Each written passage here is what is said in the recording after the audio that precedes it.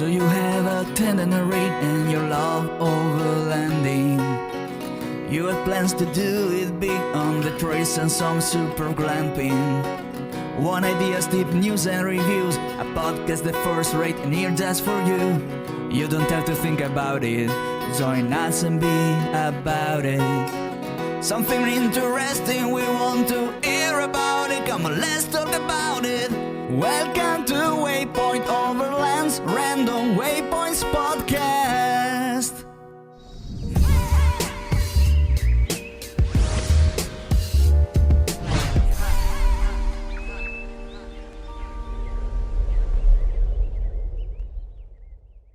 Sponsored by Midland, communication for every adventure, the industry leader in radio communication technology and innovation for over 50 years. Sponsored by My Medic.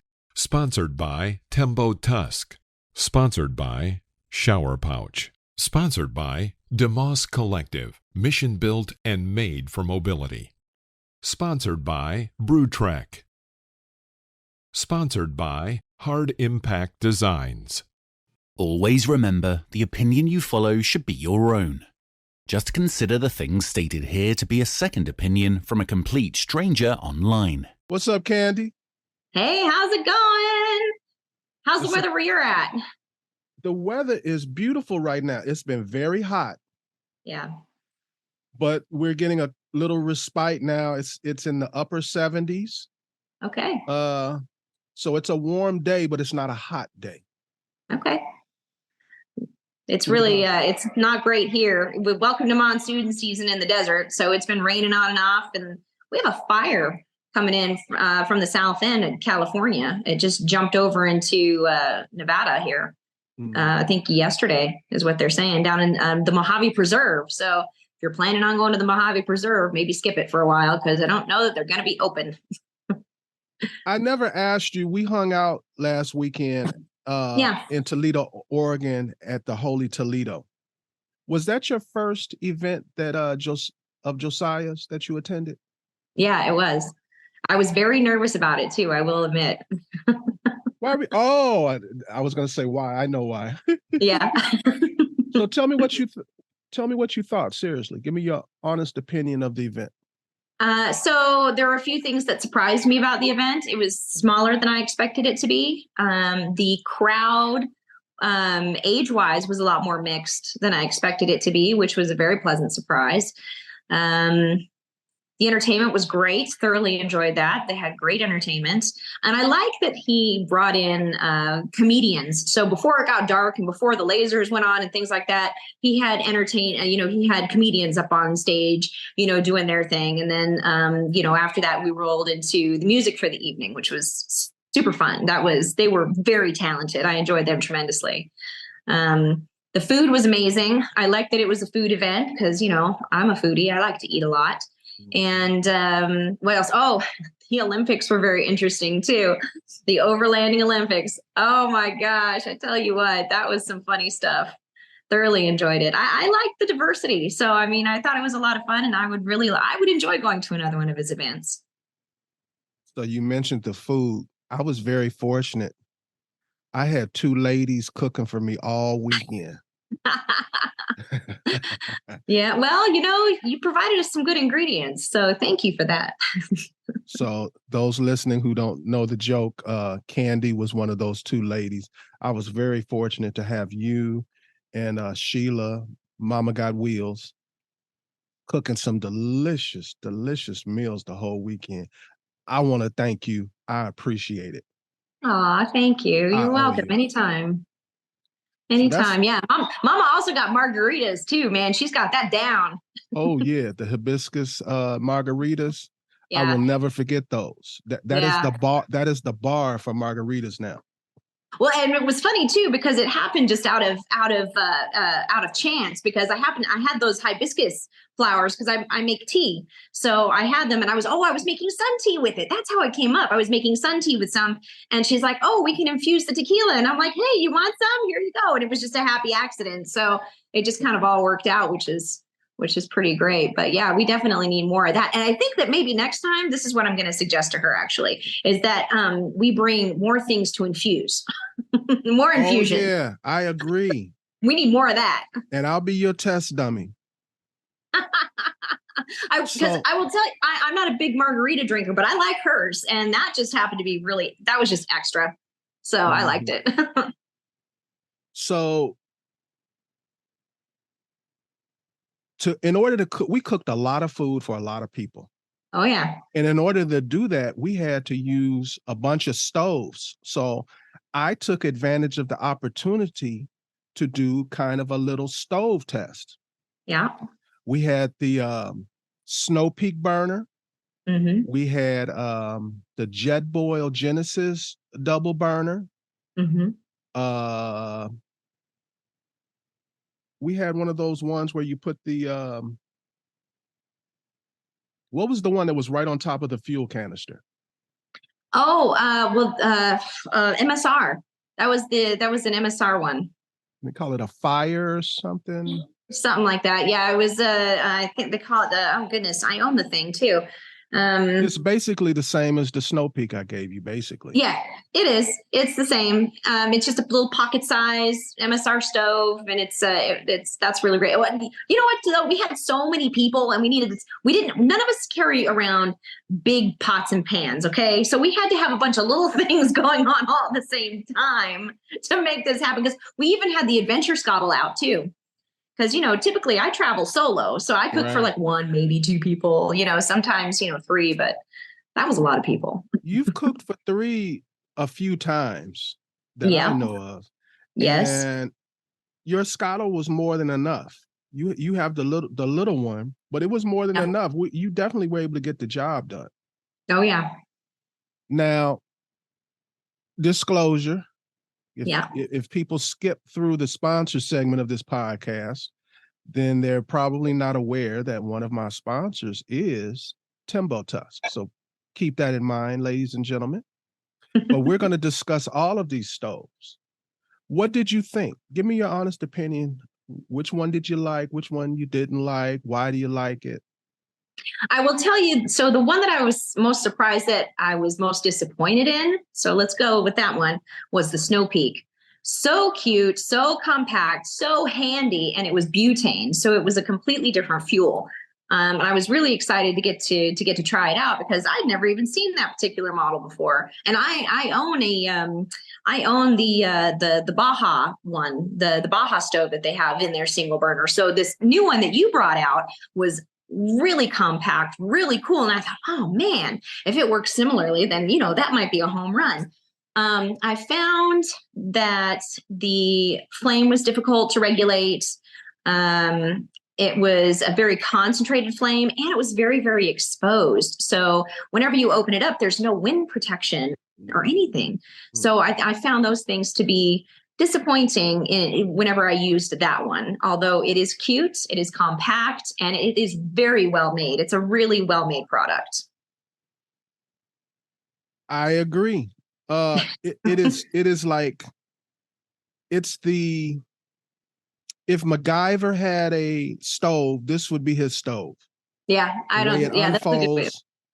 It's just like a small tube, but when you open it up, you've got a full blown stove. Actually, I would say the burner, not the actual burner, but the what you set your pot on is larger than a lot of home stoves. That's the only selling point for it to me is if you have 12-inch plus dishes, it's perfect for that. It'll hold large cookware very easily. But everything else that you said, I agree with totally. Okay. So what else do we have? We had the what's the next one you want to talk about? Oh gosh, that little JETBOIL, that orange JETBOIL you had, that dual burner. What's the name of that one? JETBOIL Genesis. Okay. That one was my favorite. I'm just going to cut right to the chase and say that one was my favorite out of all of them that we tried out, because it was still compact. Okay.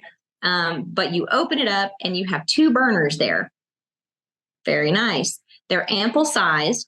I will say, though, something that you actually pointed out to me, which I didn't even realize until you were trying to make coffee. We were trying to make coffee on it, and the coffee, the grates, the coffee pot would sit on were too far apart for it to rest on easily, which I was very surprised. And this is a standard size coffee pot. This is not weird. This is not unusual. It's not something special, but it just didn't fit. It was too small because the grates were just too far apart.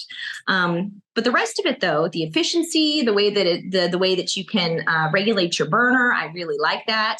It is a little bit more on the pricey side, but I believe with this particular product, you may get what you pay for with it because it is also very well made. And we did a lot of really great food on that. Once we discovered it, that was primarily what we stuck with, actually, for the rest of the weekend. Yes. So yeah, that one was my favorite. And of course, the little small flaw that you mentioned is a big flaw to me because I'm a coffee person in the morning. And if I decide to go with the Genesis, it requires me to have a secondary flame of some sort for boiling water and making coffee. Yeah. If the grates were able to allow me to put a percolator or a kettle on it, I'd rate that thing a 10. The amount of size that the amount of space that it uses up, very little. You can just toss that thing anywhere and you've got a full-blown 2-burner.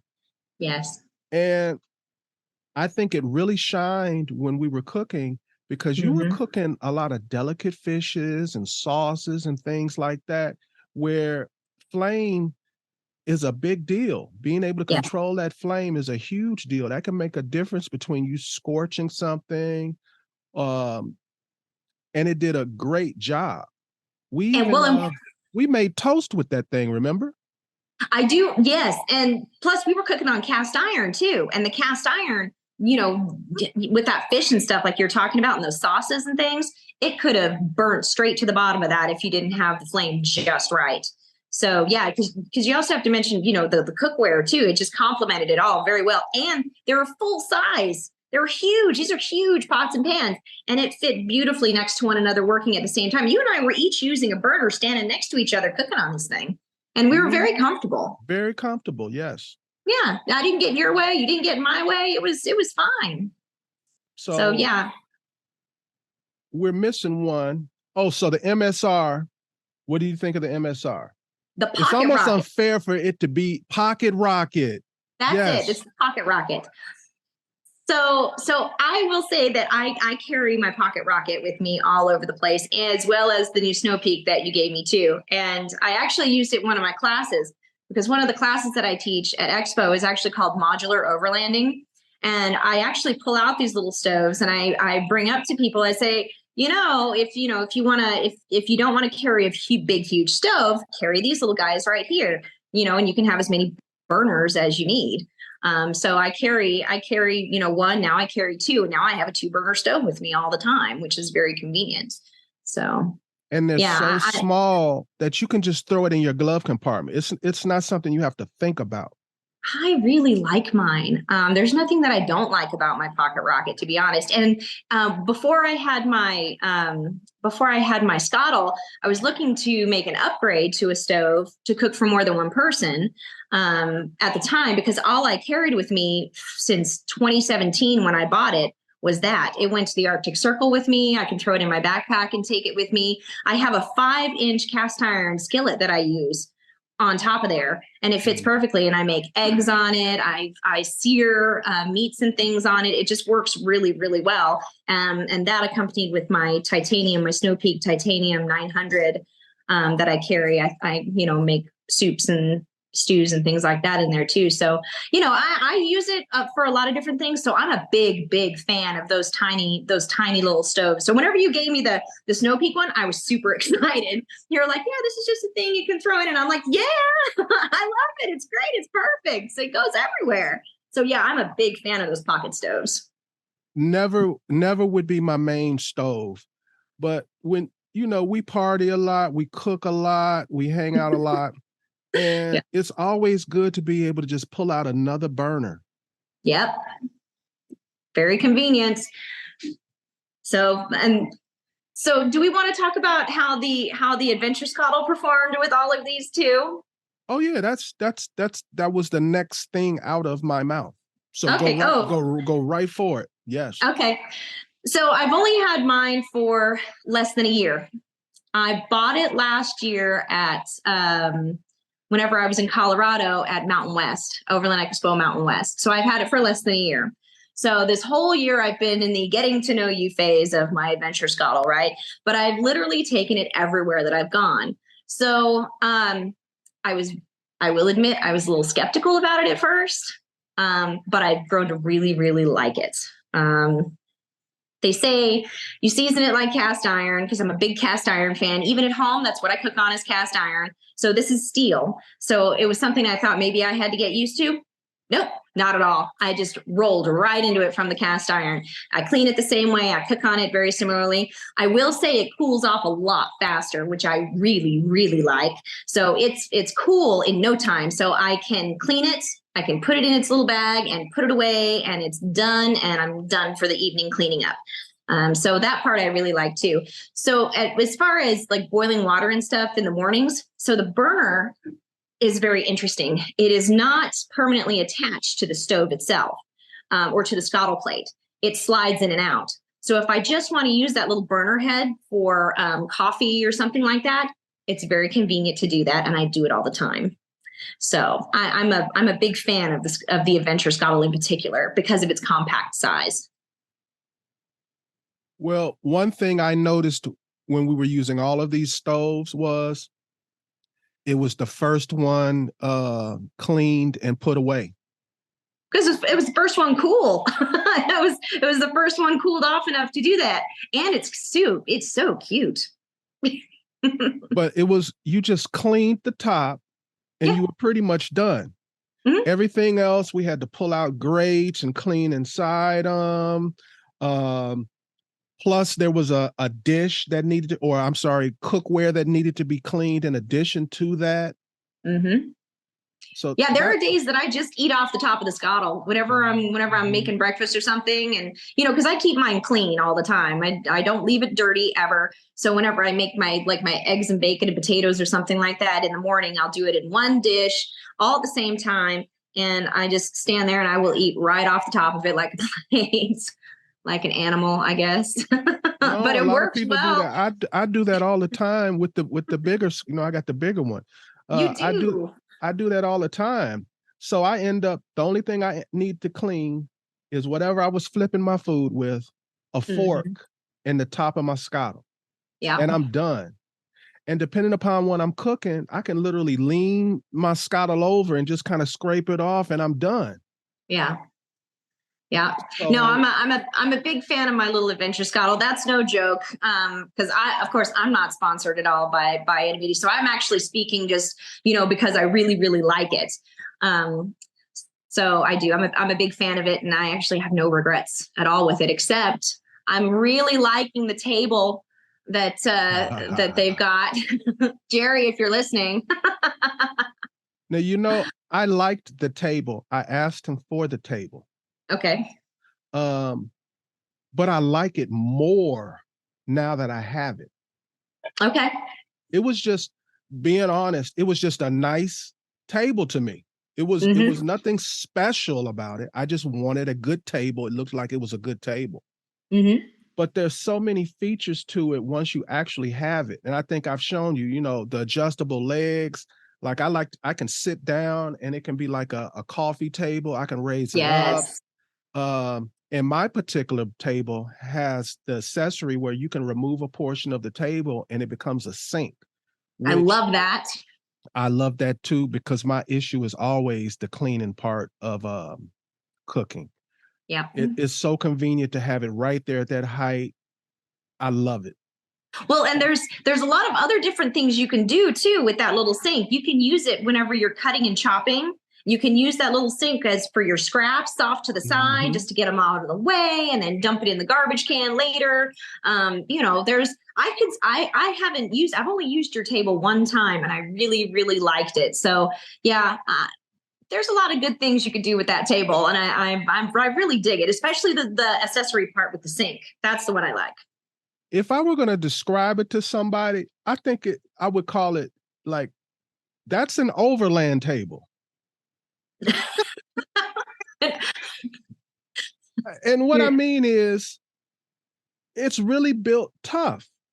Yeah. Like, I'm not worried about a year from now having to get that table replaced. It's very functional. Yeah. It's built like a brick, and the top is bamboo. So it looks good to the eye, but I'm not worried about bacteria or anything like that. As long as I once in a blue moon, put some oil on it or something, I'm good to go with that. So I love my table. I love it more now than when I asked for it. Well, it seems super sturdy too. Oh, it's very sturdy.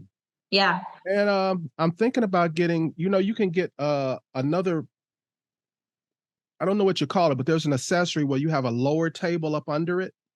You know what I'm talking about? I do. It's called someone's yelling at the screen right now. They are saying, it's this. Nesting tables. Yes. I'm thinking about getting that. Just because we be doing so much cooking, it just makes sense for me to get that additional part. Well, and it's, so you've got basically end up with this L-shaped kitchen area once you're all said and done, and you have got the big sexy beast Skottle, the big boy, and so you've got that sucker sitting over there in one area, and then you got the big L-shaped kitchen. Man, you are good to go. And then I was really impressed with how small it folds up. Yes, I was very impressed with that. And something most people don't care about, but I pay attention to in all the things I buy, he gives you a very nice case to hold for it in. That's a big matter deal. of fact, everything he makes, he has taken the time to make a really good case, because my Skottle is like a really nice case. Was that in conjunction with another company? Originally it was Blue Ridge Overland. I don't know if they still make the bag or not. Okay. But I know originally it was Blue Ridge or that's what I thought. Yeah, that's what I thought. Yeah. Well, it is a great bag, and I think that it's important to have a carrying bag because it keeps the tabletop from getting scratched, scuffed, dirty. It keeps your surface sanitary. I'm a very clean person. I'm big on cleanliness. Oh yes. Cleanest Skottle I have ever seen in my life, people.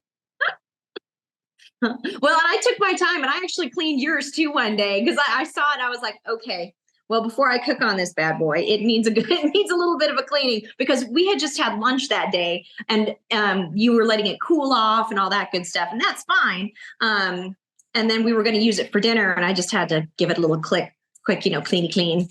So, but no, it cleans up beautifully and quickly too. One last thing about the bags. Yeah. Another thing I have to give Jerry credit for is most companies, if they do give you a nice bag, it fits so perfectly that you have to put everything perfectly to fit it in, and they barely fit. And if you have any extra accessories, they won't fit into the bag. That's not the case with the bags that Jerry makes for because like with my Skottle, I keep 2-pound fuel bottles. I have the long hose so I can attach it to a 20-pound. Okay. I've got all my cooking utensils. When I pull that bag out, all I need is food. Right. And same thing with my fireplace. There's room for gloves and stuff. With the table, there's room for the additional accessories. I don't know about the Adventure Skottle, but I know everything that I just mentioned. There's room for all the other things that you need to go with it. So it's the same with the Adventure Skottle. In fact, what I put in mine is I've got the lid, and I just recently got the wind deal on there. It's a protection from wind. Oh yeah, that works really, really well, and it looks nice too. It's nice and contoured, so it matches the base of the Skottle really well. So I really like that. But 100% of that all fits into the bag, like you mentioned, and I carry the big the big fuel canister. I put it at the bottom. I zip it up, just like you said. It's very convenient. I definitely appreciate that as well, because I don't have to, mess around with a whole bunch of other stuff. So tell me a little bit about the guard. I'm only going by what I see. It appears like that's probably the best guard out of the two Skottles. It looks like you could stand in the middle of a windstorm and wind can't get to that fire. Now tell me if that's different. I don't know. It just looks good. It looks really, really good. And I think, I've been in some pretty windy scenarios with it, and it works really well. It protects the flame really well. And even if it's not windy, it helps concentrate the heat, under there. So whether it's windy or not, I've been using it all the time now because I find that it makes a difference. But yeah, and as far as looks goes, it looks really good. It looks, because I've seen the one on the bigger one, and it's more like a box. I guess is how I would describe it. This is more artistic. Jerry got a little bit more artistic with this one. I think it matches the bottom contour there, and then underneath, so you know exactly how it's supposed to go on. And then you've got the straight ends and all that, and it clips nice, very nicely together. Oh no, it looks good. It looks really, really sharp. It's got racing car lines. It does. It's got style. So it's got itself a little bit of style to it now, and I really like that. So 1 through 4, I think we said four different stoves, 1 through 4.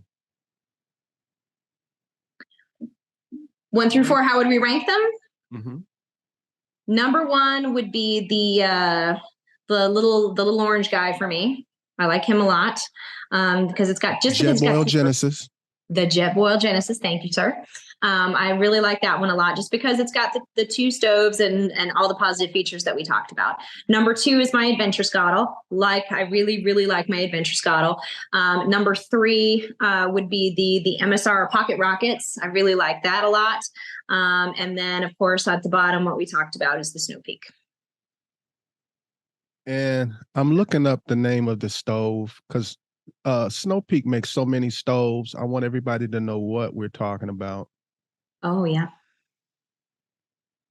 It's called the Home and Camp Burner.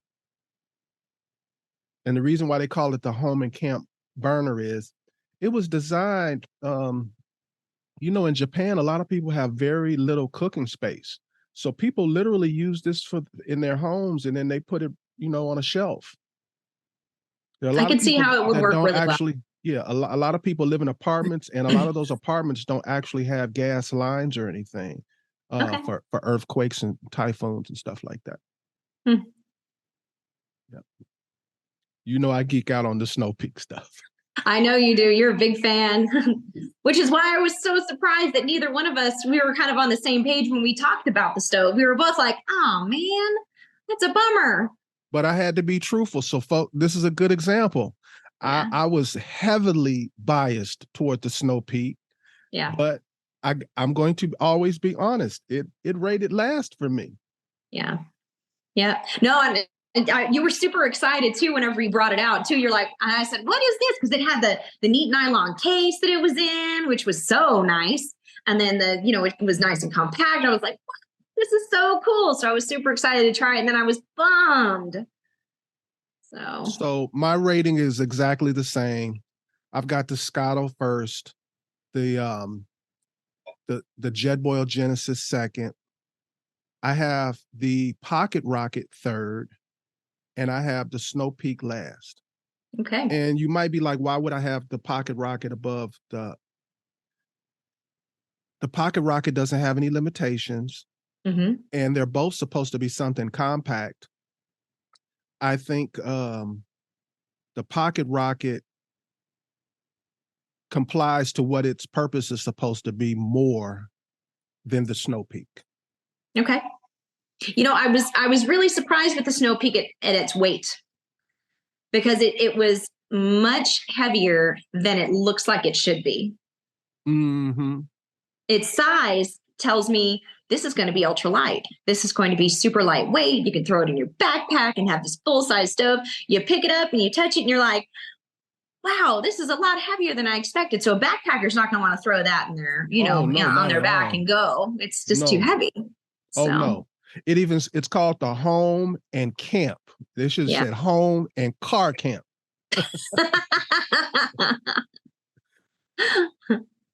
So since we're talking about camping, Yeah.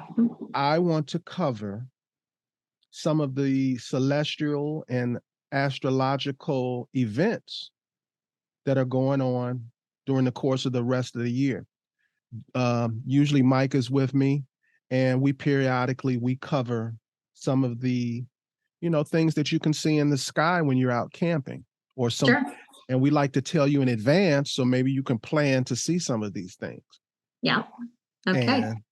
And So what's this? This is the last day of July, isn't it? yep, 7/31/23. All right. So we're looking starting August. So one of the things I want people to look out for is something that's already occurring. It's from July 17th to August 24th.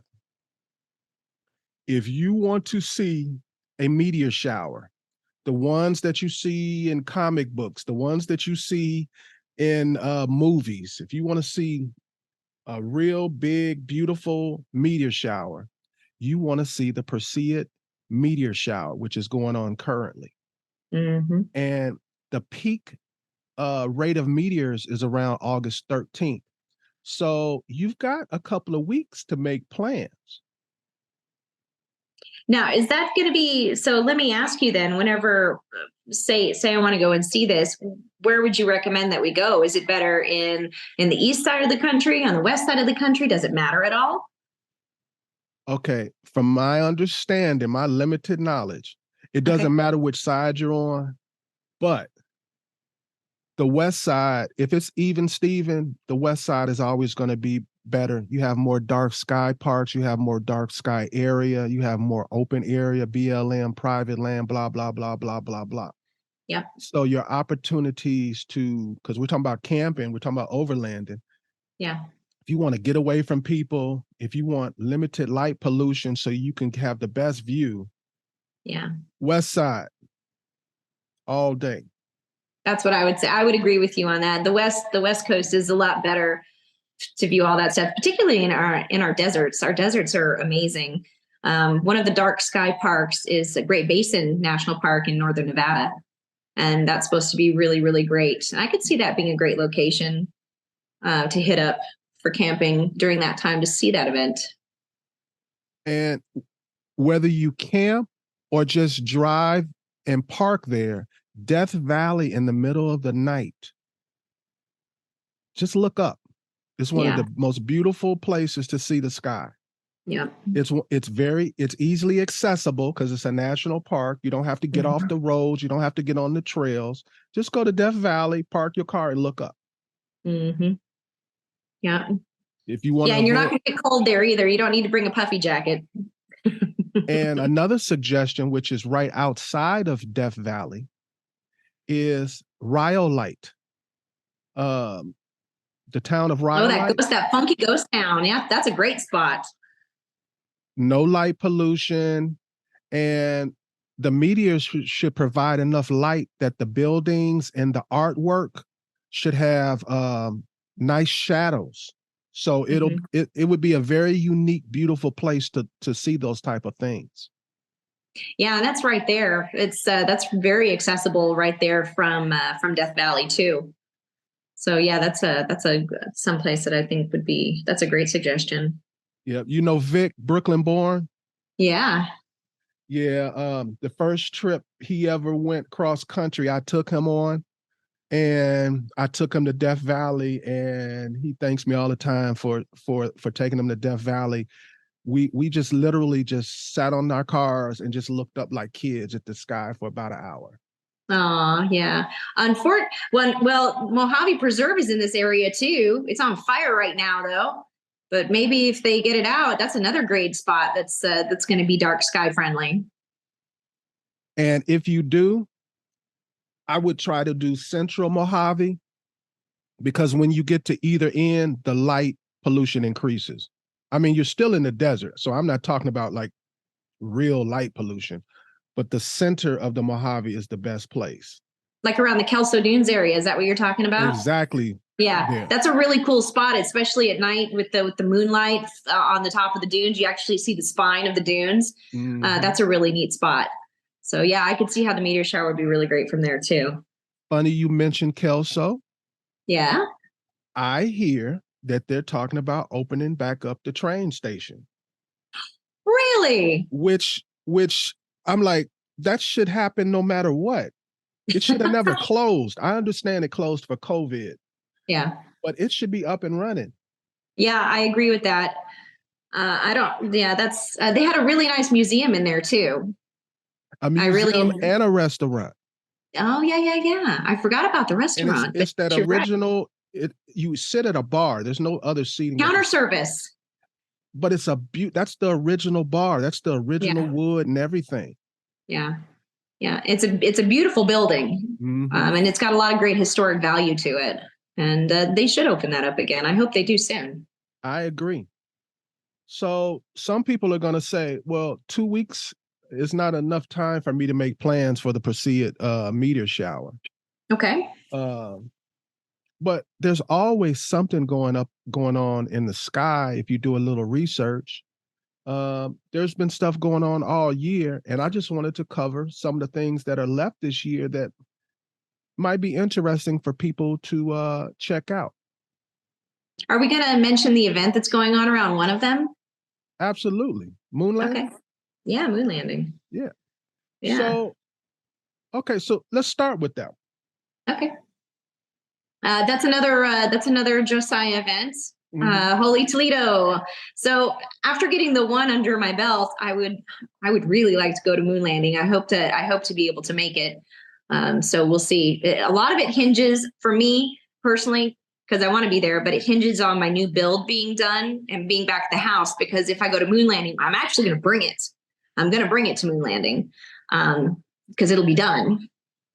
So tell everybody, what is the connection between the moon landing and what we're talking about right now? So it's on October 14th is the annular solar eclipse is what it is. It's supposed to be most visible out here in the West. So this event that's coming up is actually based in New Mexico, just south of, I think is it Grants? So it's just outside, it's just south of Grants in New Mexico there. So it's called Skyview, New Mexico. Oh, that's the name of the town? No, where the event is. It's right outside the town that you just mentioned. You literally, cool. You can walk from the town to it. It's that they're contiguous. Okay, cool. Yeah. So anyway, it's going to be great for viewing this event, which of course is during the day. It's not at night. This is actually during the daylight hours. But yeah, I think that's going to be another fun thing to do. So just so I can get the information clear to people, we're discussing an event thrown by the same people who threw Holy Toledo, which we were just talking about earlier. It's called Moonlanding 2, and it's a nomad, overlanding, van life, and solar eclipse festival. It's October 12th through 14th, and it's in Skyview, New Mexico. Now, if you're curious about the specifics about the particular solar eclipse, it's not a total eclipse. There's no total eclipse this year, but it's as close as you're going to get. This is a partial eclipse, and it'll be visible across the U.S. Even better, a stretch from southern Oregon through Nevada and into southern Texas will see a ring of fire during the eclipse. So they line up just perfectly where the sun will look like it's a ring of fire. Wow. And the route that I just told you, that's called the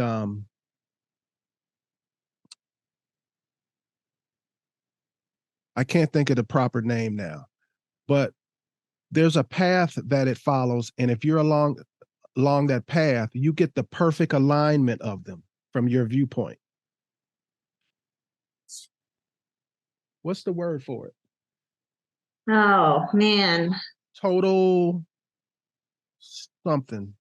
Let's see. I'm actually trying to look it up here. But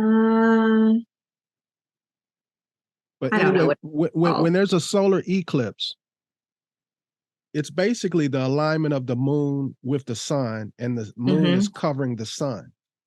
But in order you to get that perfect alignment of the two covering each other, you need to be along the path of totality. That's what it's called. I've never even heard that term before. So I talked myself into remembering it. It's called the path of totality. So if you want to be in line with the best alignment of the two stars, you want to be somewhere through southern Oregon, through Nevada, and into southern Texas. That'll give you the best views. And New Mexico. I don't know how I forgot to say that, where the actual moon landing event will be. So you won't just be somewhere in the dark on this occasion. You will be in one of the prime spots in the whole United States to witness this. Yeah. Secondly, it's a dark sky park. So you will be in one of the most darkest places in the whole United States with the least amount of light pollution in the whole United States. So plus the landscaping. So the landscaping too in New Mexico is pretty cool too. It kind of resembles the moon a little bit. I mean, whenever you look at it with all the plateaus and all that stuff, it's kind of like a moon landing there too.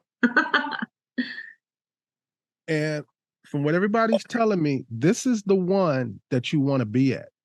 And I think they're going to have it every year. But when I say be there, I don't mean just you should go to one time. I'm saying out of all of them, this year in particular is one of the most important ones to go to, because you'll be in the path of totality and be able to see the ring of fire during the solar eclipse. So I highly recommend this. If you're going, we're going to see each other. I know Mike is in the same situation. He's saying he'll be going if his rig is along schedule. So hopefully I'll see you guys there. Same thing. I'm working on my rig too, but I'm pretty sure I'll be ready to go by that time. Yeah. How's your build coming along? Waiting on my tires. Supposed to get those put on. I have my new fridge and stove slide.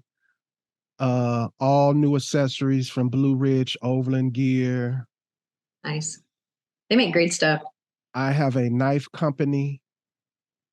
I want to wait till it actually gets here. I have a knife company that's giving me a set of cooking knives. So that's all I want to say about that one. Gotcha. And I've got a few other things that I'm waiting out as far as sponsors. I don't want to say their names until I actually get their products in my hand. But if half of them come through, I've got a pretty nice bill coming up. I can't wait to see it. And if you've noticed, I haven't said what rig, what kind of vehicle it is yet, because I'm waiting for my my vanity plate to come and my tires to be installed. So once I have my new tires on and my vanity plate, that's when I'll start showing what I'm doing with it. Cool. That'll be exciting. Otherwise, it's just a regular old truck. Right. I hear you. Yeah, I haven't said a whole lot about mine either, and I don't plan on it until later. Oh, I get it. Yeah. You want to go, pow. That's right. Whammy.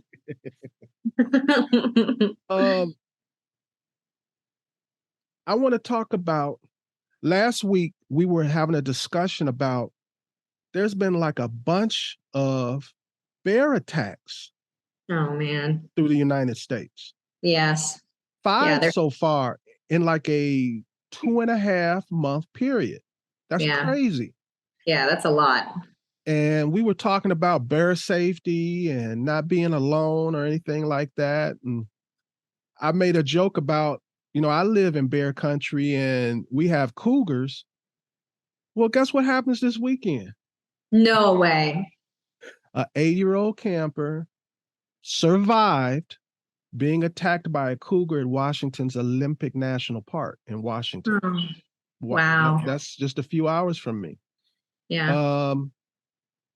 The ironic thing about it is, if you know anything about predatory cats, is once they've caught their prey, they usually defend it. Mm. So the mother yelled at the cougar and it ran off. That's very lucky. Very lucky. Because usually very lucky. Something like that, they bite down harder and they pull away. So very lucky. Kid is pretty much uninjured, considering, they got messed up, but not that bad considering they're 8 years old and it was a cougar. Yeah, that kid got very, very lucky. I live in mountain lion territory. I live in big cat territory, and we have around our property, because we're surrounded by BLM land, we've got motion cameras, and we've got night vision cameras, and occasionally we'll actually catch a mountain lion on the exterior of our fence line, because we do have animals that they like to hunt. And they've actually been known to jump into people's yards and attack their horses and things. Mm-hmm. Yeah, and I have a resident bobcat who comes in my yard frequently. He's great for pest control. I like Bob. I met him on my front patio for the first time, I think it was last year. And I'm like, what are you doing? And he just looked at me like, oh my goodness, and ran off. He's big though. Bob's big. But I've met Bob a few times since in the yard. So I like having him around. He's pretty cool. So I want to pose this question. Mm-hmm. I just mentioned like land animals. There's been a lot of shark encounters in the past month. Lots of shark encounters, both on the east and the west coast of the United States. Okay. And I haven't bothered to research if it's even further, like in some other places. But we've had a lot of shark attacks. So my question is, what is going on? Animals are really pissed off or something. So recently in the last couple of days, the big joke in Florida has been, so you saw this movie about Cocaine Bear, right? Well, Florida, we decided, because that's where I'm from, that's my home state. We decided, we'll see your cocaine bear and give you cocaine sharks. Because literally, this has come out on the news now about the sharks that are eating cocaine that have been dumped off the Florida coast. So they're probably high, looking for a snack, getting the munchies. Here we go, looking for something. So I just read that. That is crazy. I know. I thought it was nuts too. I'm like, no, this can't be real, and it is. It's a thing. I can't even believe it. It's craziness. Yeah, the article I read, they like interviewed people and they were like, oh yeah, cocaine, lots of it ends up on the beach all the time. Well, they're dumped by pirates who are being chased by the Coast Guard. That's why. So they dump money. It's true. They dump their drugs and they dump cash, and it washes up on the beaches. So yeah, my family had a house in the Cayman Islands, and they had like an acre and a half of private beach. And they would occasionally see people go by, and some guy actually found, I think it was like $4,000 that had washed up on his beach, dumped by pirates. They were being chased by the Coast Guard right there. So it's craziness. Sharks aren't eating the money. They're just eating cocaine. Well, I just want to end this segment by saying, don't go out alone around wildlife. And if you do, be prepared. Be prepared. I'm freaking out about how many attacks on land and sea there are all of a sudden. Part of that, when you read the actual stories and the details, it's the human that made the mistake. Like the last bear attack last week. This lady was a professional. She was in Montana for the summer working. This is what she do. She knew better. She was going on a run in the forest in bear country. Like, I consider where I live bear country. It's not really bear country compared to Montana, Right. and Jackson, Wyoming, and places like that. Right. She had no business in the forest running around, no spray, no weapon, early morning. Now, No. animals. So this is when they're out. This is when they're out. Yeah, you're asking for it then, I think. Mm-hmm. Yeah, I always carry spray. So do I. I carry it in places where there are no bears because they're good for other animals too. You bet. Mountain lion country.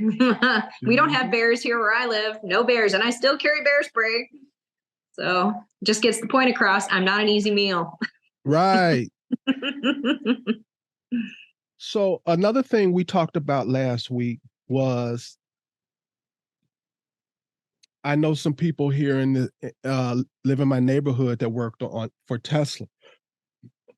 And they were telling me to be on the lookout next year for 10 new, brand spanking new electric SUVs. Some of them from companies you've never heard of, don't even exist right now. And some from companies you know, but 10. 10's a lot. 10 new ones. So that not rebrands or updates, 10 brand new vehicles in one segment. That is crazy. And you said that they were supposed to be SUVs? SUVs. So my question is, whenever, because, overlanders and off-roaders and, people like myself, because I work for Trails Off-Road, I do some trail mapping and things like that. There's typically not a charging station at the beginning of a trail for me or at the end. So I just kind of wonder where they're going to get their power. Is there going to be some new solar technology that goes into these, these new rigs? Because I'm all for it. I think it's great, as long as it gets me to where I want to go. Well, you're reading my mind, because I also mentioned that when they were telling me all of this, my reply to them was, so when is the tech coming? Right. And I mentioned range and infrastructure. And they casually mentioned to me, they were like, oh, it's on the way. And I don't know if he was just saying that in general or he knew something, but the next day in the news, 7 automakers united to create a leading high-powered charging network across America. And the companies are the BMW Group, General Motors, Honda, Hyundai, Kia, Mercedes-Benz, and Stellantis. And before we get into this, I want to break this down and explain how big a deal this is. Okay. First of all, it's 7 major automakers, so that makes it huge. But when you break down the BMW Group, that's not just BMWs. No. That's motorcycles. That's their other vehicles that they make. General Motors, we always look at General Motors as like one car company, but that's Cadillac, that's GMC, that's Chevy. Yep. That's a lot of vehicles. That is a huge chunk. Same thing with Stellantis. That's more than one car company. So my point is, the 7 that chose to work together, that's a big, powerful group. That is a large amount of the vehicles on the road. Right. And they've gotten together, and their target is to install at least 30,000 high-powered charge points in urban and highway locations. So I guess they are going to do something about it. What do you think? So for me, it's not just because I've done a lot of research into the hybrid world, the electric vehicles, things like that. Because like I said, I'm all for it. I think it's a great idea. There are questions that I have, though, outside of even range, because whenever you go into some of these electric vehicles and you look for, where am I going to put my stuff? Where is my storage going to go? Here we are, we're these overlanders, nomads, live in this lifestyle. Where are we going to put our stuff? you look underneath the seats, and that's where the batteries are going. The batteries are going underneath these seats. Well, guess where we get our storage from? We pull out the seats to get the storage underneath and put in these platforms. Okay, well, we can't do that anymore now. There are certain companies out there that have taken all that storage. Now we have less, space to put things. So we have choices to make. We either carry less stuff, or they have to, come up with more compact, better functioning storage. I don't know what they're going to do with that. I don't like to put a lot of things on my roof, maybe a rooftop tent, but some people, they stack things really, really high that interferes with your range. As far as how far your distance, because there's a lot more wind resistance, or you're using more power, there's a lot, it all goes hand in hand. But my question then, is are the batteries going to get smaller? Because I think that the technology for the batteries, that all needs to come together. So those are some of my concerns. There's charging station availability. There's also battery sizes. Where are they going to put the batteries? Because otherwise we have to give up storage space. We're giving up a lot of storage space. So I got a question. Did someone bring that up to you, or was that your first thought? Was that your thought about the storage? Those are my thoughts, because I looked at a lot of these vehicles, and so I'm like, okay, well, let's look underneath the seat, and what's there? Batteries. Where am I going to put my stuff? The reason I asked you that is, and before I even say that, what just happened now is the reason I created this podcast. Okay. Through conversation, through debate, through analysis of the news. I think you provide a lot of information. And this is one of those things. July 31st, you get credit for this, because somebody will hear it, they'll say it, and they'll say it like it was their thought. Okay. You're the first person, and I talk to a lot of people. You're the first person who said something about the batteries under the seat, the lack of storage, the removal of the seats. I've not heard anybody say that. Okay. And it's a very good point. Anybody who's built one rig knows how big a deal. That's a lot of space. That has a lot to do with the configuration of your vehicle. That's a huge point. You made a good point. I want to make sure you get credit for it. I want to be able to, when I hear somebody else, be able to play it. No, Candy. That's all. Thank you. But it's simple, but that's a big deal if you're talking about overlanding. Space is always like the issue.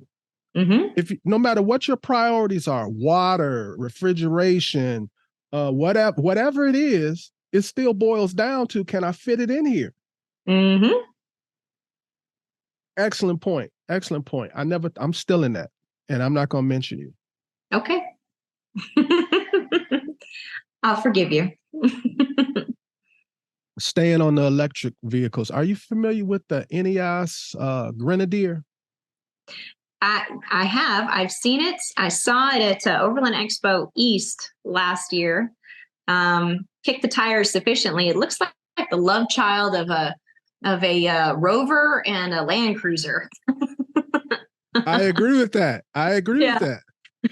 I would agree with that. I thought it was cool. Well, since you mentioned that, just a little trivia. The owner of the company is a billionaire named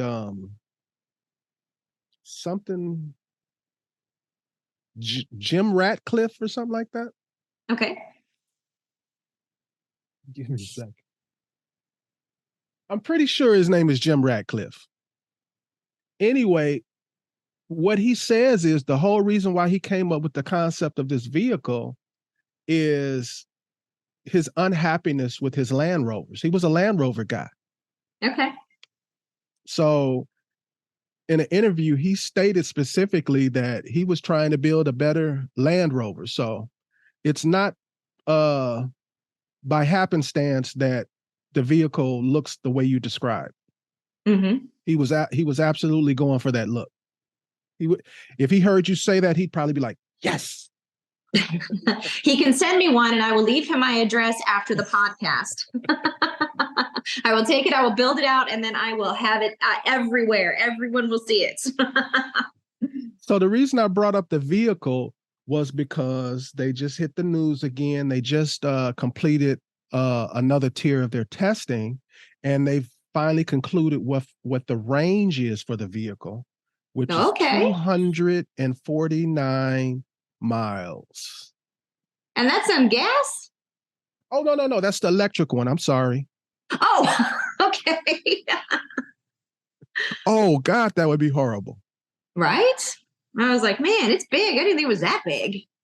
Yeah, 204. They didn't even hit 250. Golly. But that's just straight electrical, though. I mean, that's better than the Jeep gets right now.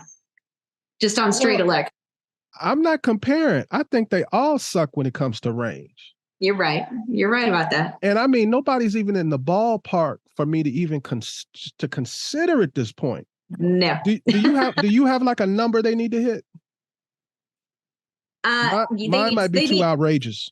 Well, to be reasonable. So I think that for me, it needs to have at least a 300-mile range, a solid 300-mile range, and then quick recharge, because I don't want to be sitting somewhere for 40 minutes waiting for this thing to recharge again. I want to be able to pull up just like I do at a gas pump, be in and out in 10 minutes and be on my way.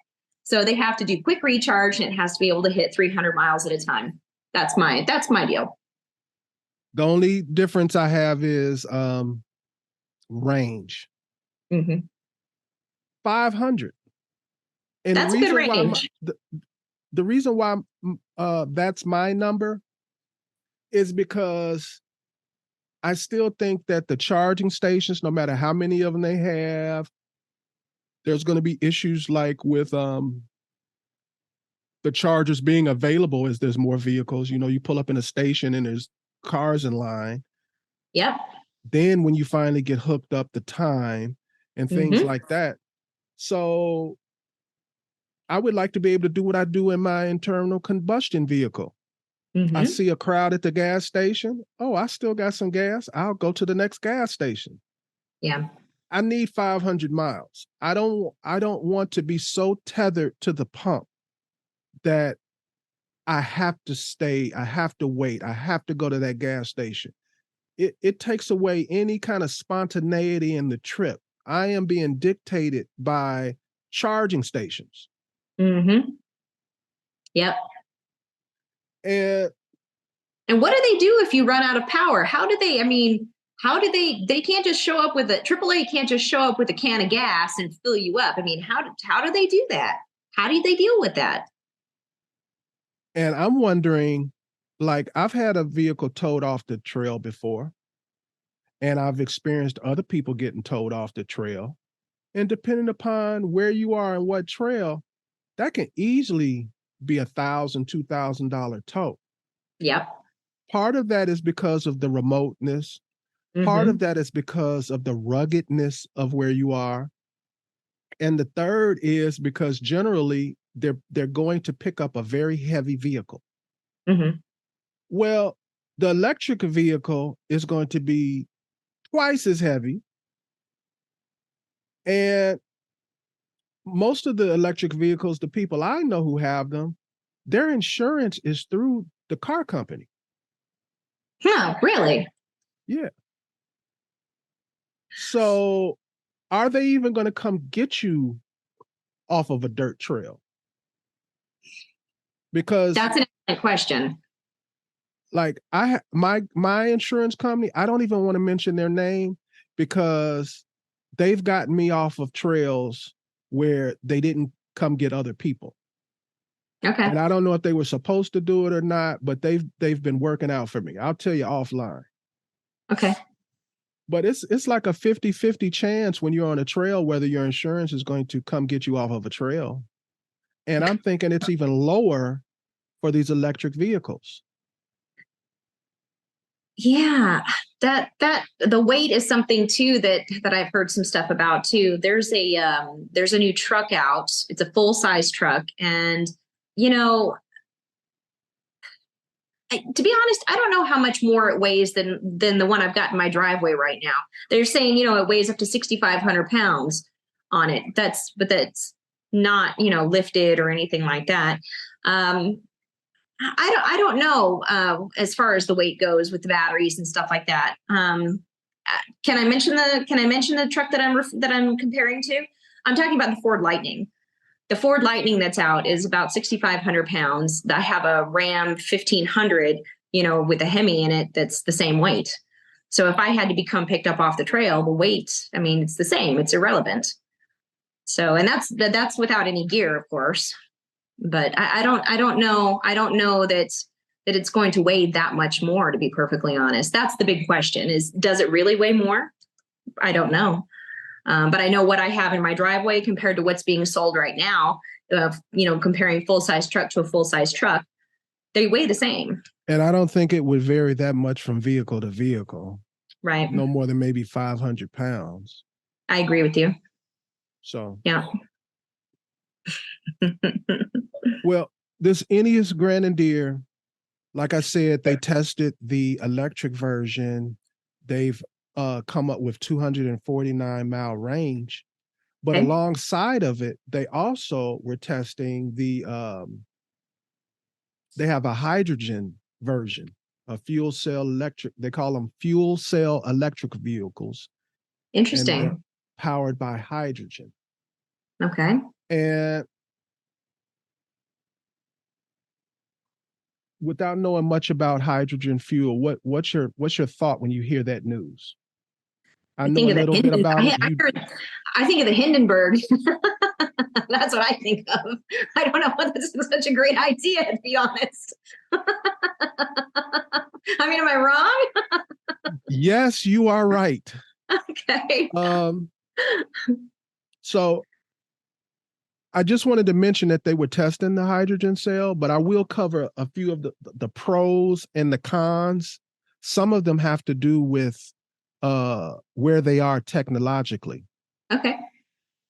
One of the main pros is there's no vehicle emissions. There's nothing. It gives off no vehicle emissions. Another pro is hydrogen is abundant. If there's an infrastructure put in place, it's very easy to produce.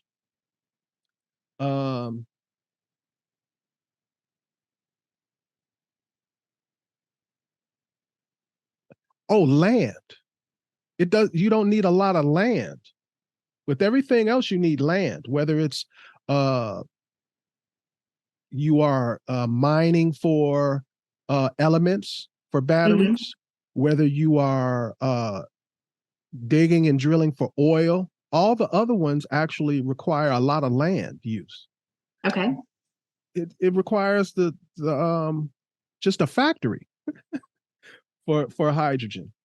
Now, the cons are it's expensive. And like I said, a lot of the cons have something to do with it's not really out there yet and there's no infrastructure. So maybe that would go away if they went to the technology. But right now, the technology is extremely expensive. And in order for you to go any major distances in a vehicle, it would require extremely high pressure and it would require, obviously, onboard storage. So I didn't even think about this until you mentioned before about I don't want to give up no storage.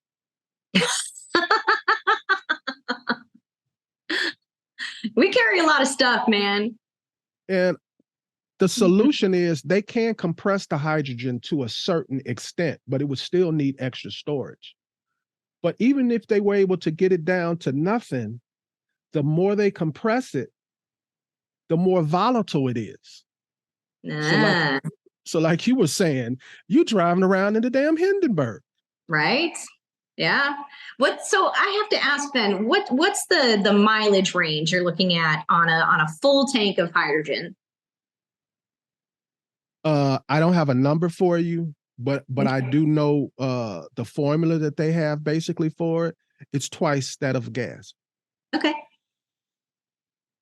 So more like a Prius range. Mm-hmm. Okay. Let me see if I can pull up something about that.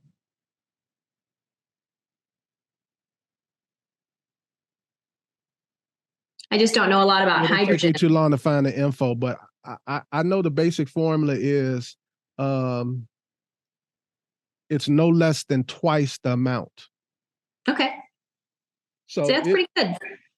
And if done properly, it can easily be 3 times, 4 times, 5 times. But again, the more range you got, the more space is needed. Mm-hmm. And it's a bomb. Yeah. I mean, I don't want to drive around with hydrogen. It wouldn't be my first choice. I'm more on board with the electric vehicles if I have to choose, something outside of gas.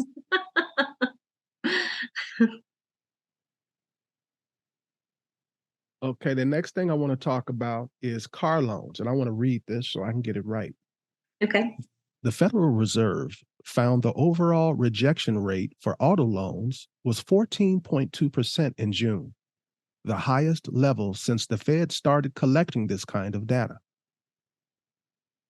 So just in general first, what do you think? Well, no, let me give you some more information. Let me give you so we're on even. I'm gonna give you all the info I have. Okay. Car loans are tougher to get. More people are getting rejected by lenders, and lenders are tightening the purse strings as inventory improves on car lots. And there's a recent increase in delinquencies and defaults. Mm-hmm. So what do you think is going on? What do I think is going on? I feel really bad for people who actually need a car loan and need a car just to get to work, to and from work, because they're paying so much out of pocket just in just on their loan. They're never going to pay that car off. How are you going to do that at that with rates that high? That's I really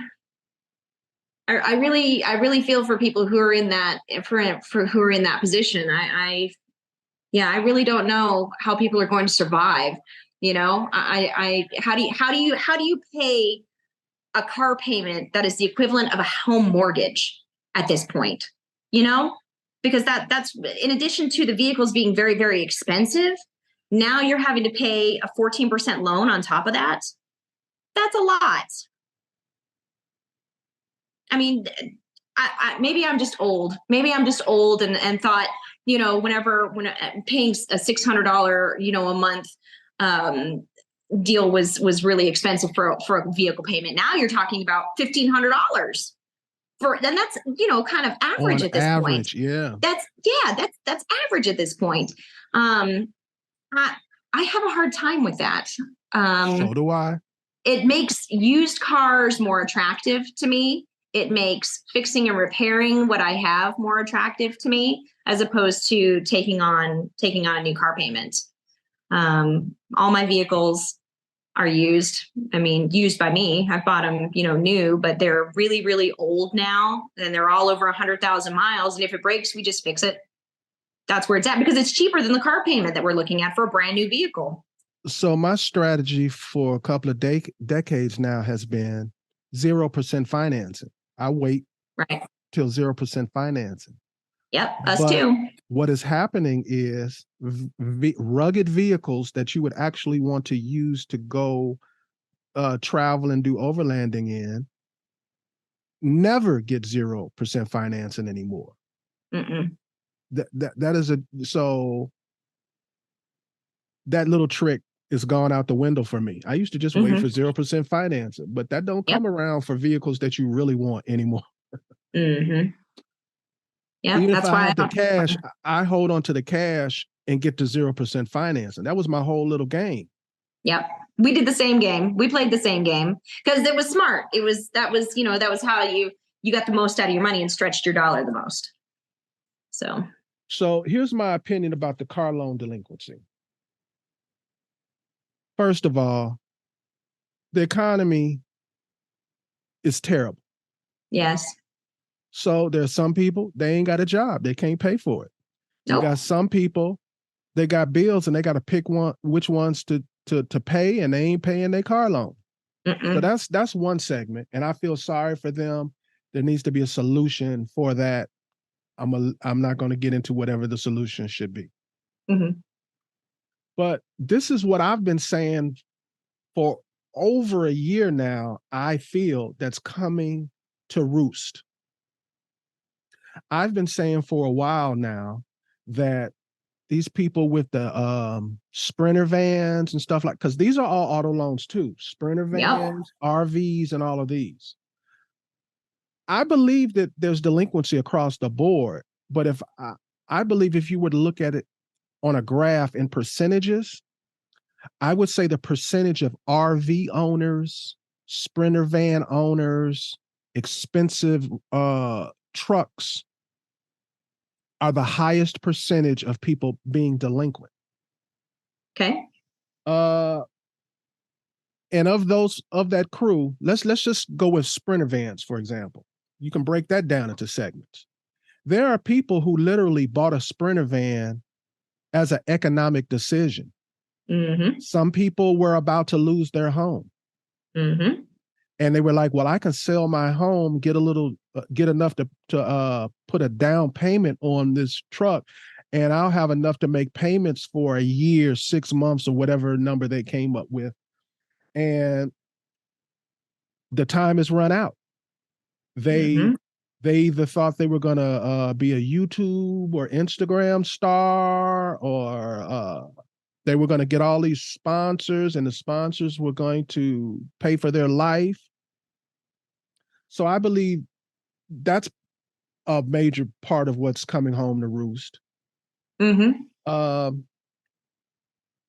that's what I think it is. It is the economy, but it's a lot of people who made this as a business move or as an economic move, and they didn't think it out that well. Well, they think that it's cheaper because you're living in your car, basically, that it's going to be a cheaper way to live. It's a cheaper lifestyle. It is not. You pay a lot for gas. You pay a lot for insurance. You pay for, there's a lot of money that goes into living on the road that people underestimate. I know whenever because we lived a year and a half, we had our Toyota Tundra TRD that we had and that we were towing our Bigfoot with, because we had a Bigfoot RV and we lived in that for a year and a half. And let me break it down to you. It is not less expensive to live just on the road. Whenever we were plugged into power and we had to pay for any of that utilities, it was triple what it would be in a house because there's no insulation. We had a 4-season RV, okay? And the insulation was not good enough in there to hold any climate control whatsoever, be it heat or air conditioning. So you would pay a whole lot more money for it because it was constantly running. The power was just always on, always, always, always. So we would end up with like a $600, a month bill, as opposed to like a $300 a month bill in a home or an apartment, just because there's that lack of insulation in there. That's why you see, those little skirts and stuff around the base of the RV. Sometimes it's to help insulate a little bit better at the base there, so that you don't pay quite as much. But no, it's not cheaper. I'm here to tell you it's not. We did it for a year and a half and it is not less expensive.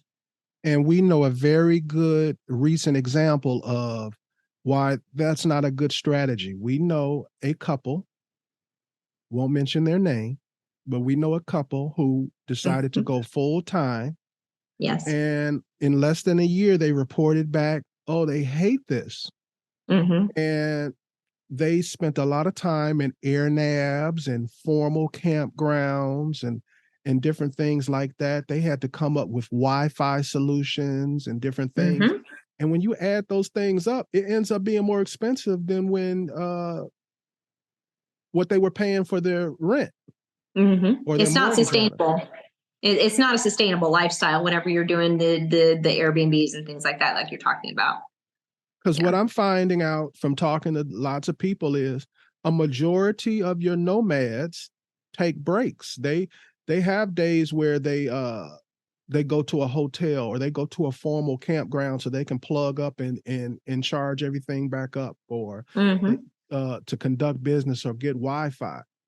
And most people, when they go this route, they're like, oh, I'm going to just live in this van or this truck 24/7. And some people do. We know people who do, but most of them don't.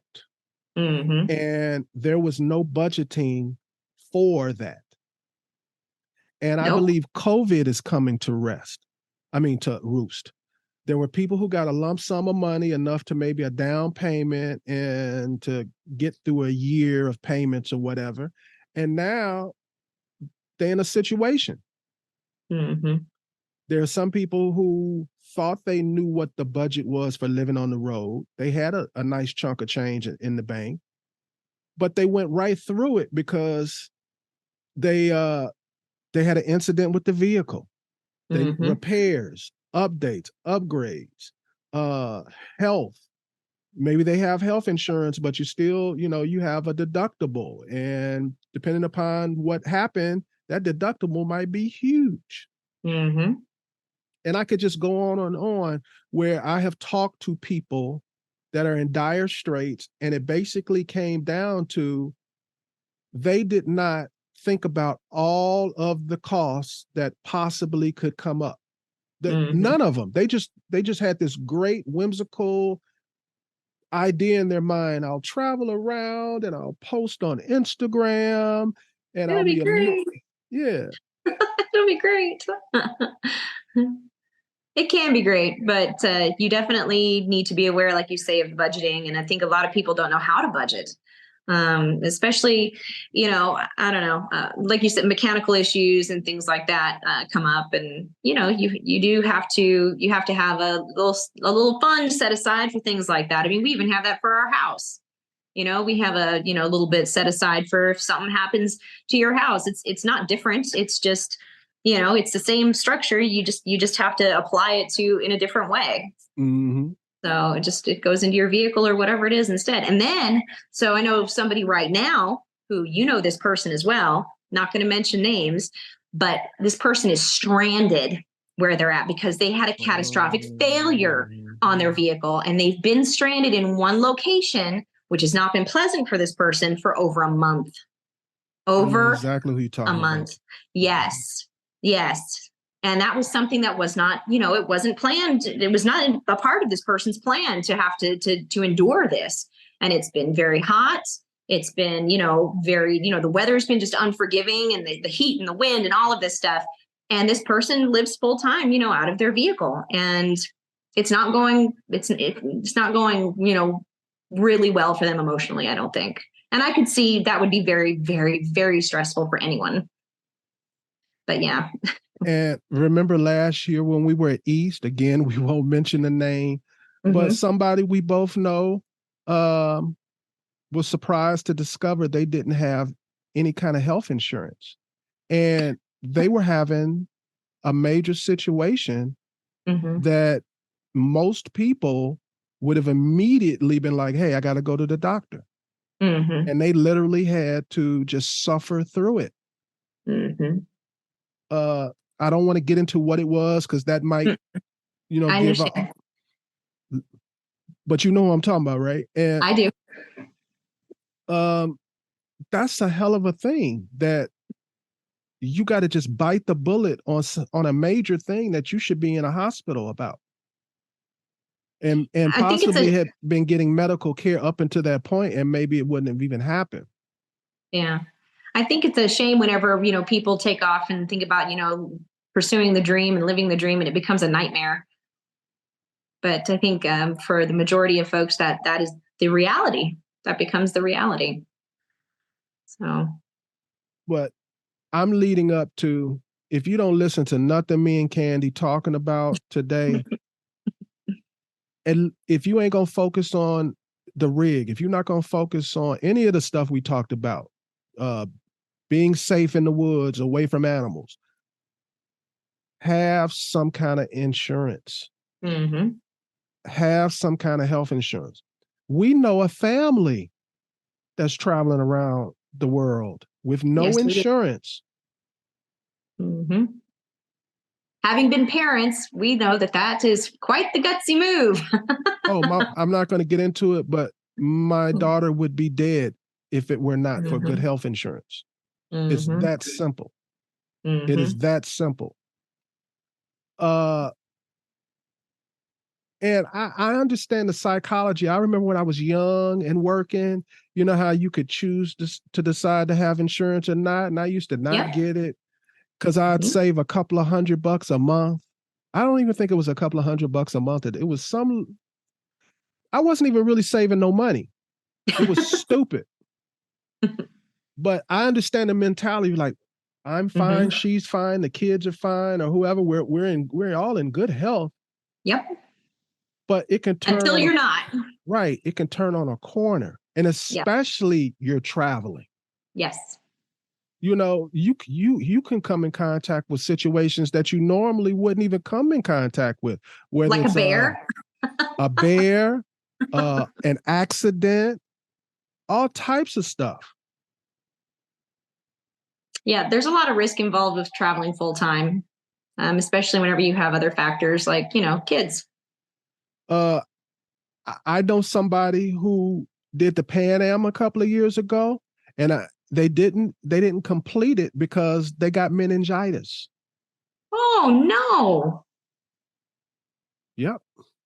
That's new. That's a new one. I haven't heard that one before. Removed from the wrist. Had to remove the hand, to the elbow on this arm. Both legs are gone. What? It happened like boom, boom, boom, boom, boom, boom, boom, boom, boom, boom. And he was a very healthy gentleman, very healthy guy, very healthy guy. And we've talked. He probably would not have had that situation occur if he hadn't have been on this trip. So my point is, you're literally at more risk than if you were at home. So please don't be traveling around without no insurance, please. Right. I see some people driving around in $100,000 rigs with another $50,000 worth of stuff in it, and they ain't got no insurance. That is crazy. Yep, it is. So what's the next thing you're going to be doing itinerary wise? Do you have an event coming up? We do have an event coming up. I'm going to be teaching at Overland Expo Mountain West coming up in Colorado. I'm not sure exactly what my schedule is yet, but I've already got my tickets, and they'll let me know what I'm teaching when I get there. Well, I'll definitely be seeing you there. Hopefully we'll get to hang out before the event starts. That would be fun. I got a question. Have you ever been to the Mid-Atlantic Overland Festival in Pennsylvania? Nope. It's occurring same month. I think maybe even the same weekend. So I just want to announce that August 10th through 13th. No, that's not the same weekend. It's a couple of weekends before. The Mid-Atlantic Overland Festival is August 10th through 13th in Huntington County, Central Pennsylvania. I've been invited to it a few times, but it is always conflicted with other things that I have going on. I was just wondering, had you been to it, and did you have something to say about it? No, and I'm going to be honest, the only event that I'd ever been to, my first one, was Overland Expo West. Okay. And that was in 2018. That was my very first one. And, it just kind of... What made you go to the first one? I was taking my trip to Alaska, and it happened to be the weekend that it wrapped up was the week that I left for Alaska, actually. So I went to this, and I thought that would be the best place to get the last minute information that I was looking for that I couldn't find, because back then, we have the World Wide Web and the internet and all that stuff, but the information wasn't as readily available, believe it or not, as it is now. So I decided that I was going to go to West, and because it just lined up with my travel plans, and I met up with a group there, and got all the information that I needed, and I enjoyed it so much, and I got such great information that I decided that, applying as an instructor was a way that I could give back. That's the reason why I applied to be an instructor to begin with, because I did get so much out of that experience that I had. So what classes have you taught so far? Collectively? Mm-hmm. Okay, I've taught Alaska, Canada. I was on the Baja panels recently whenever I did Baja. The U.S. West, Route 66, traveling with pets, furry friends. What in the world else? I've taught a lot of classes. I mean, just at Pacific Northwest, I was in nine classes for the whole weekend I was teaching. That was busy. I was very busy. But I like to be busy. So I would never complain about that. I like being busy. So let's backtrack, because like I said, you were busy. Mm-hmm. You're an insider. I'm on the outside looking in. Okay. It looked like, in general, the classes were fuller, and it looked like the tents were bigger. Is that accurate? I think the tents are the same size. The turnout sizes were very generous this show, but this show is a different show, and I think we've had this discussion before about being at Pacific, being at in Bend, this location here. The people who are there to learn, I think, a lot more. So they show up and they're looking for information. They're looking the way that I was whenever I first showed up at West. I think that's the impression that I get. They're not just there to like hang out and do things. They're specifically there with a task in mind. They're looking for specific classes and things. They don't just wander in typically. That's not what I find, is that I was just heard you talking and thought I wander in. Didn't find a lot of that there. People who are there, the classes are very full because the people are there to learn, and they look at the schedule and they seek you out. So I actually had people emailing me after my classes looking for additional information. So, yeah. Now, one thing I don't have to ask, because I saw it with my own eyes, is it seemed like there was a lot more engagement. Instructors weren't able to just say, all right, I'll see you later. There was like a line of people waiting to talk to instructors in each of these classes. I actually even witnessed it with you in particular. Nobody left after the class. They were waiting for their turn to talk to you. Yeah. Yeah, we were busy after the fact. I think that's why they give us the buffer a little bit, so they can get in between classes and we can get in between classes, but they can also get, some personal, one-on-one information if they have very specific questions. So like I said, I even get emails after the classes, which is, which I always appreciate too, because people are just, they were very engaged. And what I have noticed is, and you're an example, you were just telling the story about yourself. I've seen people just show up to an expo, and then they're at another one, then they're an instructor, or they're in media, or they go on a trip and come back, or they get more and more involved. They don't get less and less involved. So, yeah, for me, it was just my way to give back and kind of fill in the gaps that I found. Because like I said, I didn't find a whole lot of information about the trip I was going on whenever I was doing the Arctic Circle and all through Canada. And there were certain highways that I learned about whenever I was at specifically the round table it was really cool for me to be an attendee and be in the audience of the Alaska Canada roundtable, and then be able to come back and participate in that after the fact. That was super cool for me. It was kind of full circle. I think I have a good question. Maybe it's not, but okay. Like, there are round tables for like, let's say Alaska. And then there are like classes for Alaska. Yes. I teach both of those. Right. What would be the differences? What would I be looking? Why would I go to one versus the other? I think you should go to both because you're going to get something from each and it's going to be different. But I want you to give that differentiation, please. So the way that I've taught so the roundtable that I'm on is Alaska and Canada. So it's for people who are maybe traveling, up through the Alaska Highway and into, through Canada and into Alaska itself. Then there is a more specific class just about Canada itself, and that can cover the entire country. So it's not just the Alaska Highway portion of it or the Cassia Highway on the West Coast. It incorporates the entire country at that point. So you're talking East Coast, West Coast, and all the Maritimes as well. Then there is a separate class now that they've offered since they started these BIVs, which is more like hanging out and chilling in your living room with someone, just having a cup of coffee, hanging out and just talking about it. I really like those casual settings too. And people can just get, a lot more one-on-one time. So there's a lot of very personal time in the BIVs, which I've really appreciated that. And I think a lot of people do too, who, they just show up and they're like, hey, how's it going? And the interaction is just really cool and relaxed, and it's not quite as formal.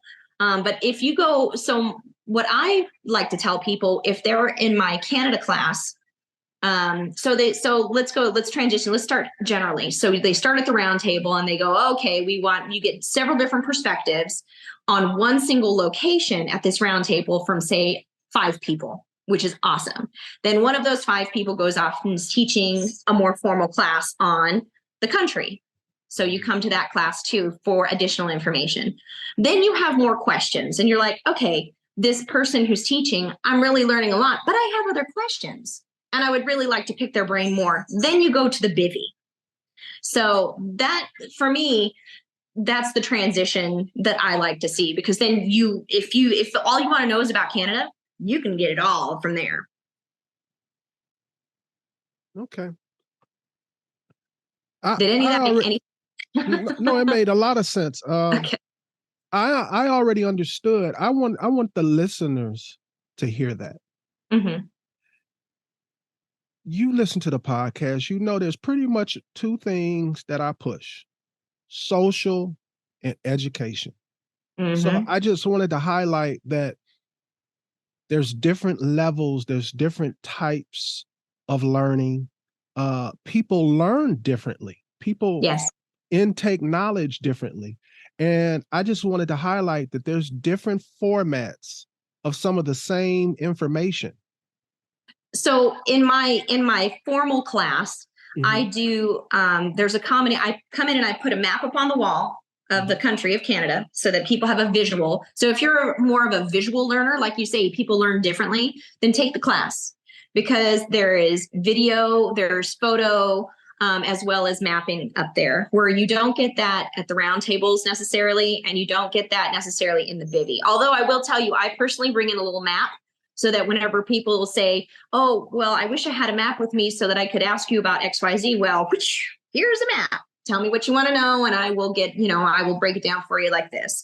But in the formal class, that's where I actually have photo, video, and a really big map up on the wall where people come up and they actually will take photographs. They'll take photographs of my photographs on the TV. So for very visual learners, I would recommend the formal class. Absolutely. If you want a more chill atmosphere and you want more one-on-one time about it, I recommend the BIVIs.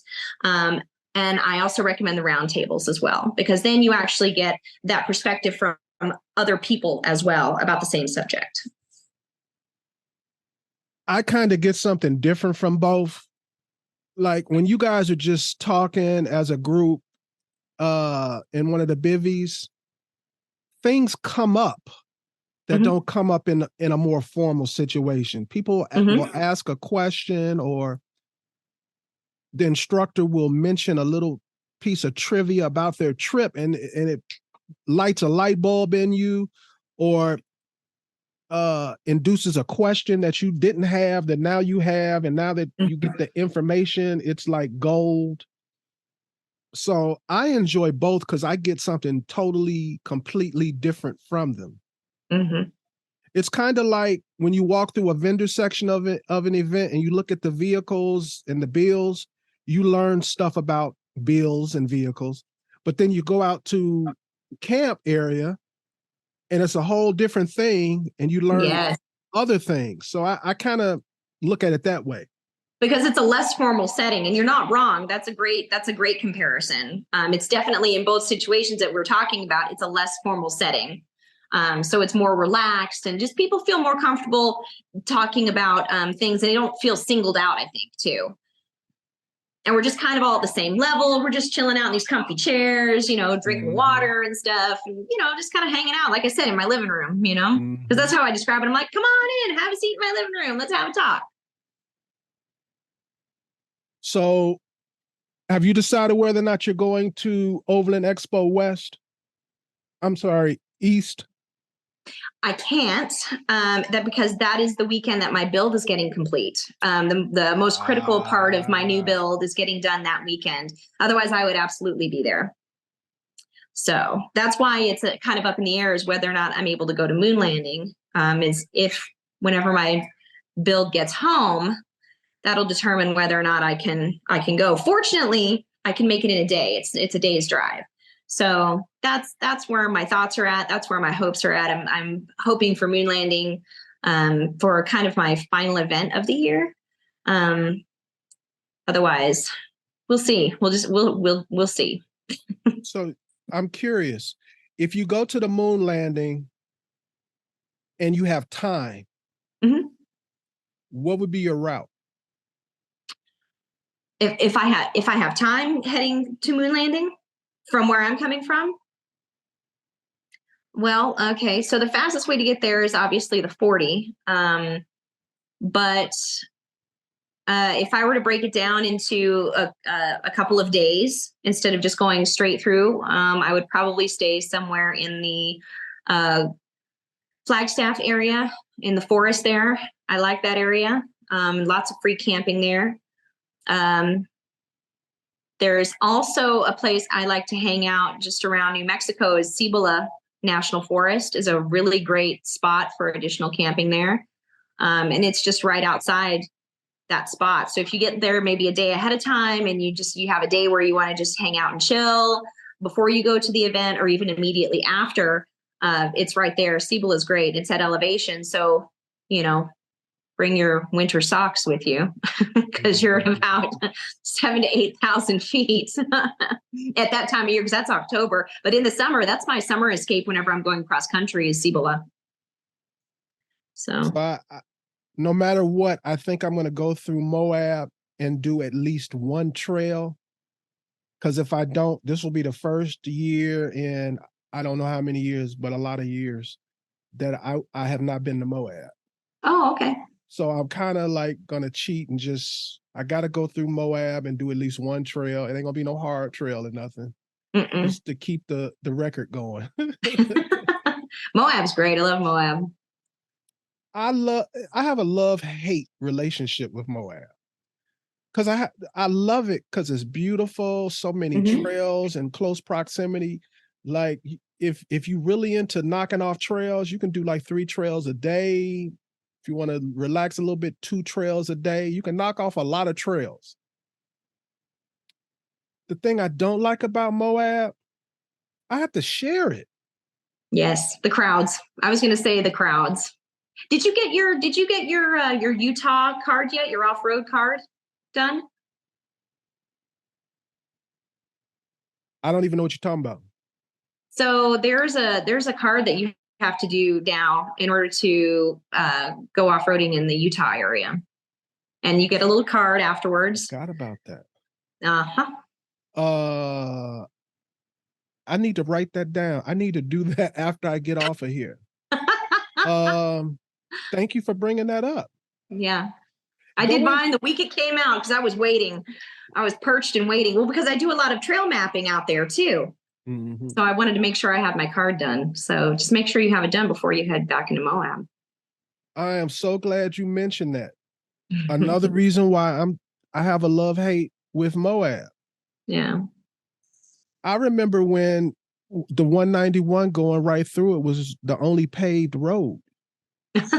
You turn off those roads and they'd be dirt roads and everything. Yeah.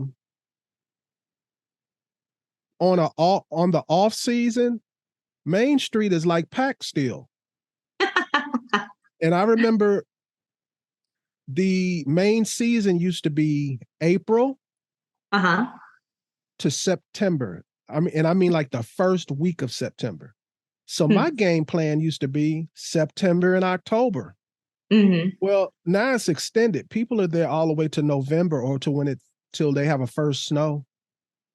It seems busy a lot of the time there. So I really like, I really enjoyed EJS because, Jeep girl in the house. And actually, that's where I've met a few people actually is out at Easter Jeep Safari just randomly. And we're still friends to this day. But yeah, my very favorite trail out there, Schneebly Hill Road. That was now people beautiful. Laugh at me. Why do you like it? That's mine too. But why do you like it? Because people make fun of me. I'll get into that later.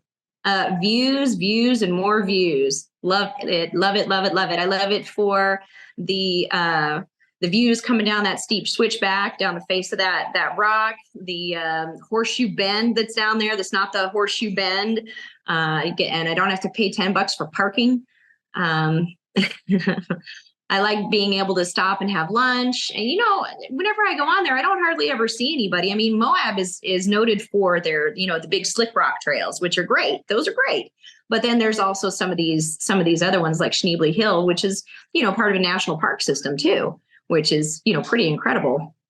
So I don't know. I love it for its views and yeah, I'm all about it.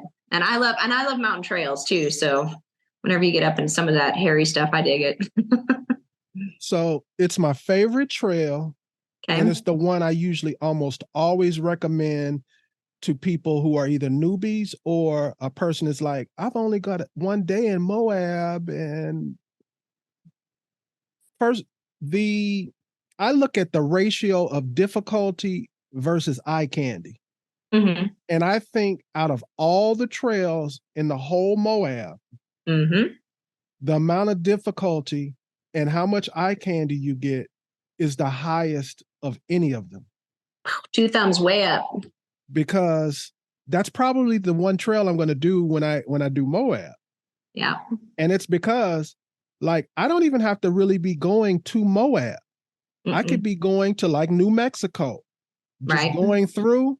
Well, I can stop and I can zip through in 3 hours through there, get back on the 191 and go to New Mexico. Right. So extremely easy trail, but the payoffs, golly. Huge. Huge payoffs. I love it. It's my favorite too. Then it's off to that little the quesadilla truck for lunch. I know exactly what you're talking about. Yes, you do, food guy.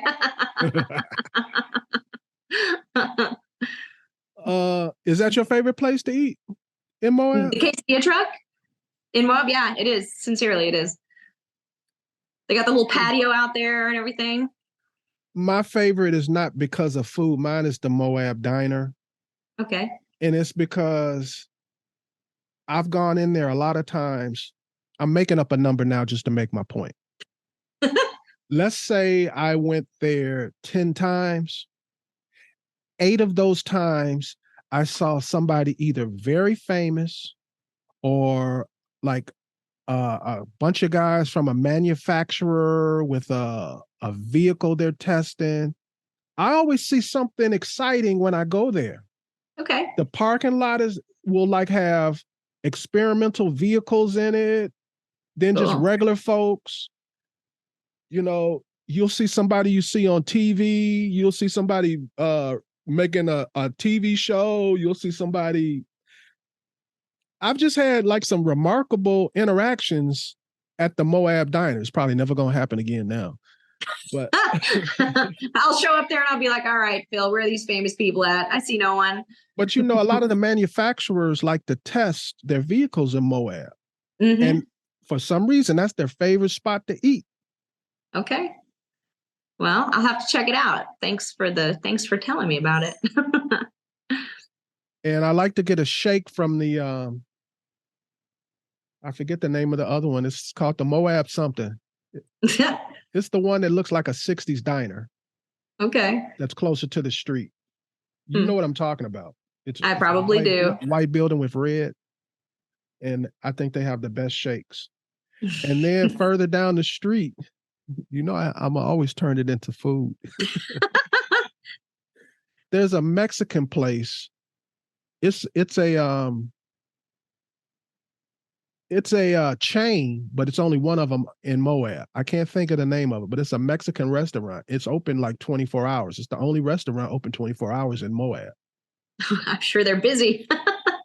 You're almost driving out of it going south. Okay. Anyway, I'm reminiscing. Is there anything Time to go else back. Is there anything else you want to talk about? Is there anything you want to announce? Is there anything you want to say? At the moment, no, I'm good. I'm just kind of getting ready for, like I said, my next classes and trying to decide what direction I'm going to take and what little adventure I'm going to end up on between home and Mountain West. I've got a few things in my mind, kind of bucket list types of things, but haven't firmed up any plans yet. And that probably won't happen until the very last moment, because that's how I roll. I don't usually make reservations or anything like that. I just decide, well, this is the way we're going. Here we go. And those are dictated by weather. Weather's a big one because she's the boss. Mother Nature's the boss. She's in charge. If it's pouring rain someplace I want to go, well, I'm not going to go there now because that's not going to be any fun. So I'll go the other way. So, but yeah, so we'll see what the weather looks like. We'll see how all the plans shake out and go from there. How about you?